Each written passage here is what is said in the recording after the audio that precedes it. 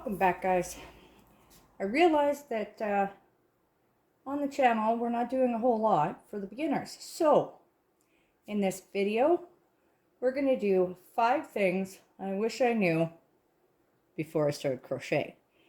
If you see all of this, these are my tools. These are things that I use. So it's kind of a lot to get into, so here we go.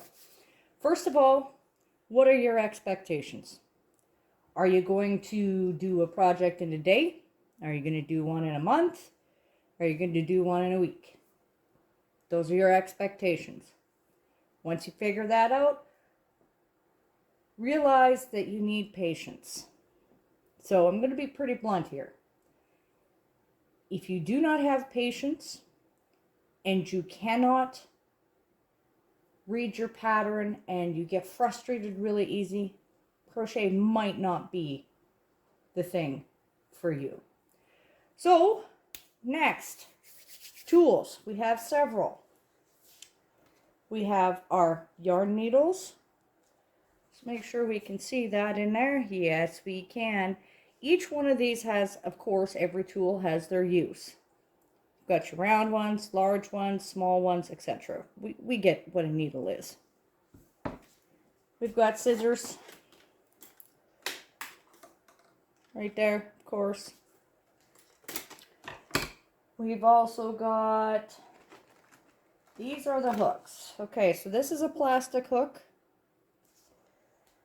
This one here is a metal hook designed for a left-handed user. Because when I go like this, it faces up. But if I go like this, it's perfectly to pull through your yarn. And also, we have our metal hooks. Yes, there we go, metal hook. And I have one here. This one here is a bamboo. Now each one of these will react differently to different yarns. I find that with your regular acrylic yarn, the plastic will stick. I find that with the metal, it works really well. It slips very nicely. And with the bamboo hooks, I find that I can go a little bit faster with the bamboo, but it tends to get dirty really quick, which then you can snag. So let's move on. We've got stitch markers. There we go. Now it's to mark your beginning, your end. If you're going to do 5 stitches and then something, 5 stitches and then something, those are great. Now you can basically use anything as a stitch marker, whether it's these, an elastic,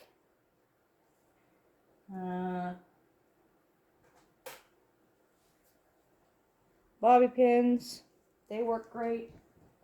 Even a piece of yarn. This is a lovely row counter. It counts your rows, obviously. If you have 190 rows, you want to know how many rows you got, so it counts up. What am I? Oh, yarn winder. This here is basically self-explanatory to wind your yarn. Now there's several things here, and I know it looks daunting, but we're going to go through every single one of these, which tool does what, and we're going to show you how to do them. So we're going to start with this one. Next is your basic knowledge of stitches. Now that'll be the first thing that you should know, is whether it's a single crochet, double crochet, triple crochet, you're going to skip, you're going to do a slip stitch. We'll cover all of that too. I promise. This is just your basics. Now I highly recommend that your first hook be a 5 or a 5.5 millimeter, because majority of patterns will use a 5 or a 5.5 millimeter. With that being said, you also have to realize the difference in thickness of yarns. So we'll cover that in another video as well. So before you get right into it, remember what kind of project you're going to be doing. When you choose that project, choose the appropriate yarn.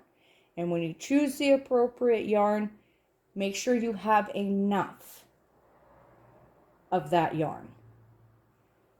Because if you don't, and you go back to say wherever to get it, and now, well, they don't sell it.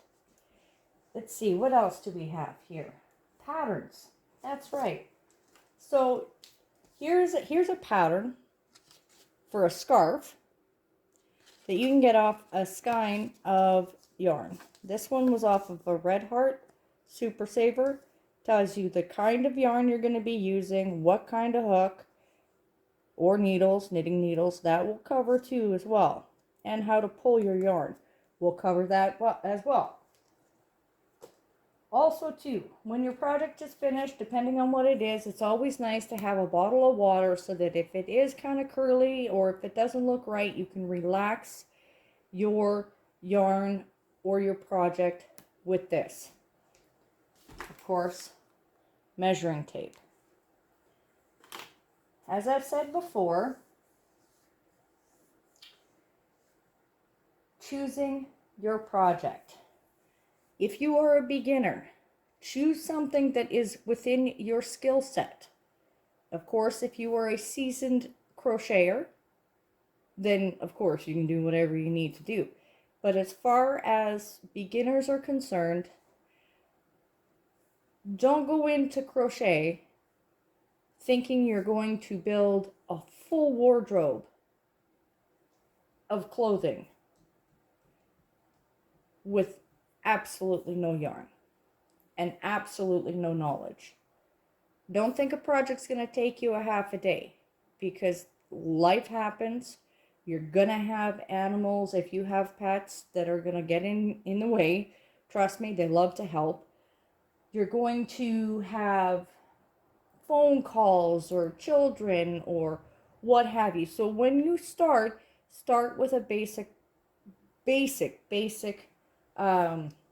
pattern. And we'll get into that as well. So for now, guys, I'm going to let you go.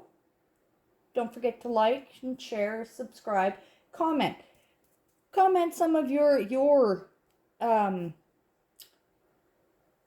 I guess for the lack of a better term, nightmare crochet experiences.